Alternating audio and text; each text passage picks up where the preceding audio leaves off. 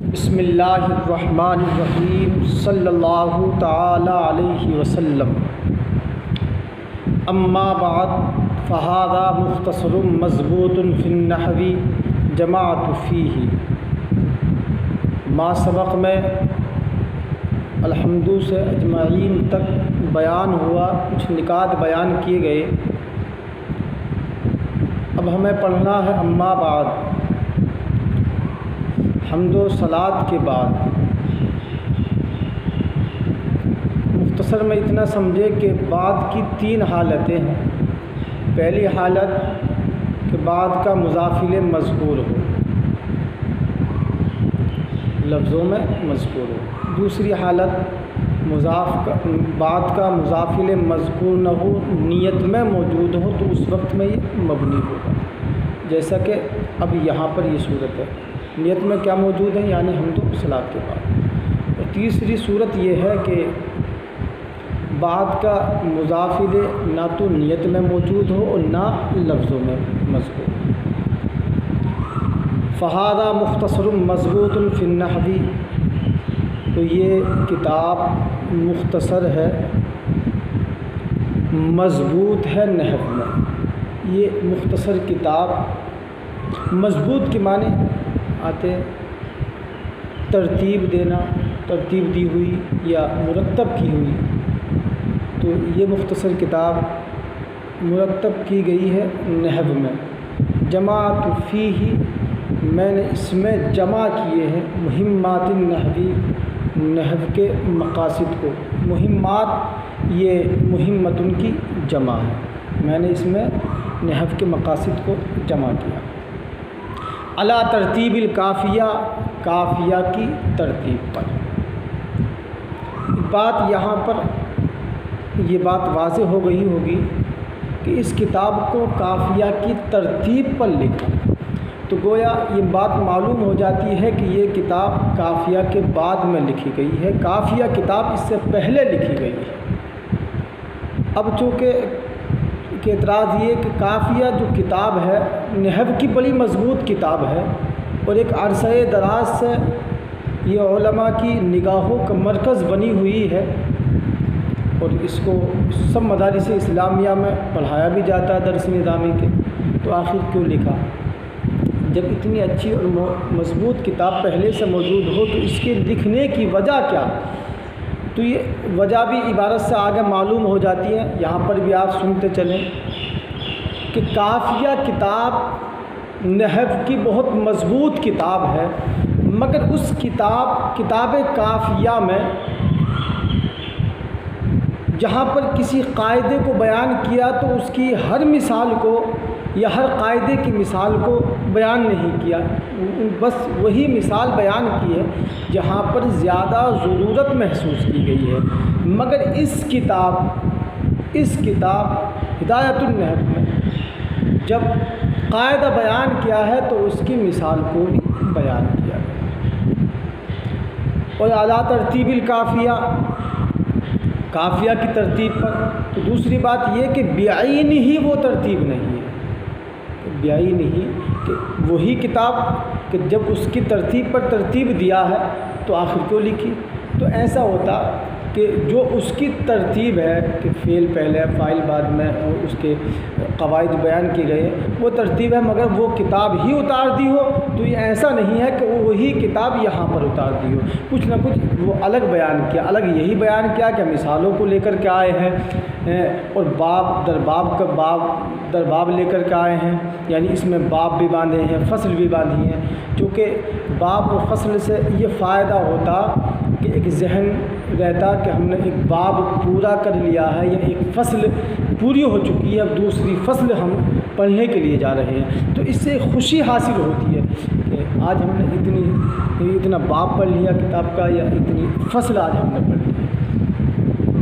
تو اعلیٰ ترتیب الکافیہ، کافیہ کی ترتیب پر، مبوباً و مفصلاً، باب در باب کرتے ہوئے اور فصل در فصل کرتے ہوئے۔ اب یہاں پر آپ دیکھیں کتاب یہ مبوباً بھی ہے اور مبوباً بھی ہے، اسی طرح سے مفصلاً بھی ہے، مفصلاً بھی ہے۔ تو اگر ہم موبّن پڑھتے ہیں تو یہ اسم فاعل کا صیغہ ہوگا، مفصلاً بھی اسم فاعل ہوگا، اور مبوّباً پڑھیں گے تو یہ اسم مفعول اور مفصلاً یہ بھی اسم مفعول۔ اب اگر اسم فاعل ہم بناتے ہیں اسے موبّن کو یا مفصلاً کو تو یہ جماعتو کی تا ضمیر سے یہ حال ہو جائے گا، جماعتوں کی تا ضمیر سے حال ہوگا۔ اور اگر اس میں مفعول پڑھتے ہیں تو فیہ کی ہا ضمیر سے یہ حال ہوگا۔ اتنا سمجھے؟ بعبارت واضحۃ، واضح عبارت کے ساتھ اس کتاب کو قافیہ کی ترتیب پر لایا، قافیہ کی ترتیب نحو کے مقاصد کو میں نے اس میں جمع کیا ہے، نحو کے مقاصد کو قافیہ کی ترتیب پر باب در باب کرتے ہوئے، فصل در فصل کرتے ہوئے بعبارت واضحۃ، واضح عبارت کے ساتھ، ما ایراد الامثلۃ، ساتھ اس کے کہ مثال لے کر کے آئے، کہ ارادہ یریدی کے معنی آتے ہیں لانا، اور امثلہ یہ مثال کی جمع ہے، کہ باوجود اس کے کہ مثال لے کر کے آئے، فی جمیع مسائلہا، تمام مسائل میں مثالیں لے کر کے آئے، یعنی جو بھی اس کے اندر مسائل بیان کیے ہیں، نحو کے قاعدے بیان کیے ہیں، ضابطہ بیان کیا تو وہاں پر مثال بھی بیان کی ہے۔ قافیہ کے اندر ہر قاعدے کی یا ہر مسئلے کی نحو کے مثال کو بیان نہیں کیا ہے۔ من غیر تعرض للادلۃ والعلل،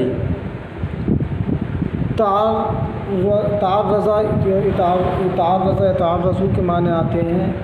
لانا، آنا، پیچھے پڑنا، کسی چیز کے پیچھے پڑنا، تو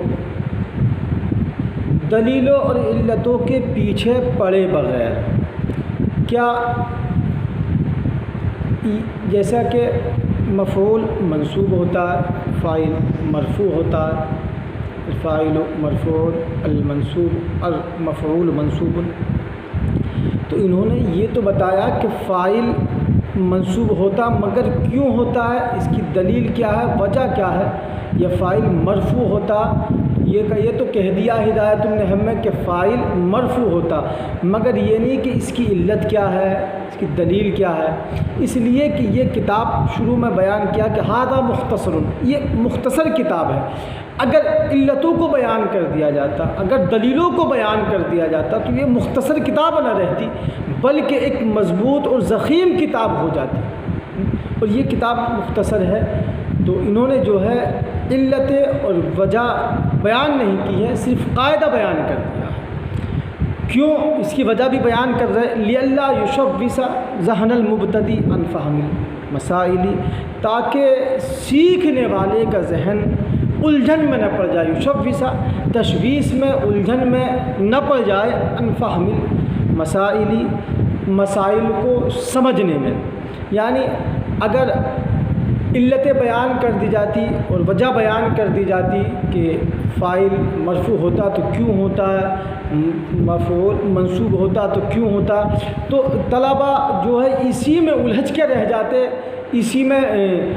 وہ ذہن ان کا اسی میں پریشان ہو جاتا، تو جو قاعدہ ہے وہ اس ذہن سے وہ بھی نکل جاتا، تو یہاں پر قاعدہ بیان کیا ہے اور اس کی وجہ تسمیہ کہ کیوں فاعل کیوں مرفوع ہوتا، کیوں منصوب ہوتا، اس چیز کو بیان نہیں کیا ہے، اس چیز کو بیان نہیں کیا تاکہ ذہن پریشانی میں نہ پڑ جائے اور اصل مسئلہ بھی ذہن سے نہ نکل جائے،